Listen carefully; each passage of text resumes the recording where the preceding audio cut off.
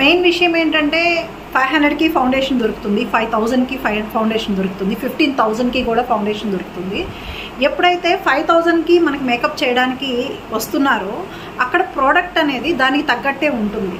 కాకపోతే వర్డ్ అయితే water proof మీ దగ్గర ఉందంటే వాటర్ ప్రూఫే అంటారు. ఎలా వర్కౌట్ అవుతుందని జనాలు ఆలోచించుకోవాలి.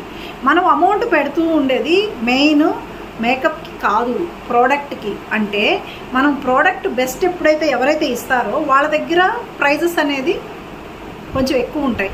ప్రోడక్ట్ ఎంత తక్కువ క్వాలిటీ మనం యూజ్ చేస్తామో అప్పుడు వాళ్ళ దగ్గర ప్రైజెస్ అనేది తక్కువ ఉంటాయి. నెక్స్ట్ సీనియారిటీ మీన్స్ ఏంటంటే ఇప్పుడు కొత్తగా నేర్చుకుంటున్నారు, జస్ట్ 1 year కిందట నేర్చుకున్నారు, 6 months కిందట నేర్చుకున్నారు.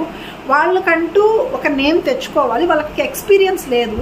సో మన మీదే ఎక్స్పీరియన్స్ తెచ్చుకోవాలి. అలాంటప్పుడు వాళ్ళ దగ్గర ఒకవేళ మంచి ప్రోడక్ట్ కొన్నా ఆ ఎక్స్పీరియన్స్ లేకపోవడం వల్ల ఏం చేస్తారు, తక్కువ అమౌంట్కి మనకి చేస్తామంటారు.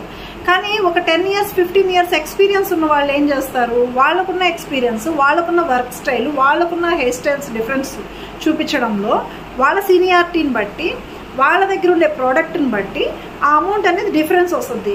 ఏదైనా మేకప్పే కదా, గంటకు పోయేదే కదా అనుకునే వాళ్ళు 5,000 6,000 లోపలే చూసుకుంటారు. బెస్ట్ కావాలనుకునే వాళ్ళు వాళ్ళ సీనియారిటీ చూడాలి, వాళ్ళ దగ్గర ప్రోడక్ట్ ఎలా ఉంది చూడాలి, వాళ్ళు ఎప్పటి నుంచి వర్క్ చేస్తున్నారు చూడాలి. ఇవన్నీ చూసే మనం మేకప్స్ అనేది ఇవ్వాలి. ఎందుకంటే ఆ ఫొటోస్ లైఫ్ లాంగ్ చూసుకునేవి, ఒక రోజుతో పోయేది కాదు. ఆ నిమిషం మనకు మేకప్ నచ్చకపోతే అప్పటికప్పుడు ఆ సెకండ్లో బ్యూటీషియన్ మనకు దొరకరు. సో ఎప్పుడైనా సరే ఒక అమౌంట్ ఇస్తున్నాము, ఒక అమౌంట్ చెప్తున్నారు అంటే ఎందుకు చెప్తున్నారు అంత అమౌంట్, వీళ్ళు ఎందుకు అంత తక్కువకు చేస్తున్నారు అనేది మీరు, అంటే ఐ మీన్ నా క్లయింట్స్ మీరు ఆలోచించుకోవాలి అది. సో ఈ డిఫరెన్స్ తెలుసుకోకుండా ఎవరికి పడితే వాళ్ళకి బ్రైడల్ మేకప్స్ అనేది అస్సలు ఇవ్వద్దండి. ఈ వీడియో మీకు నచ్చితే లైక్ చేయండి, షేర్ చేయండి, సబ్స్క్రైబ్ చేయండి. Thanks for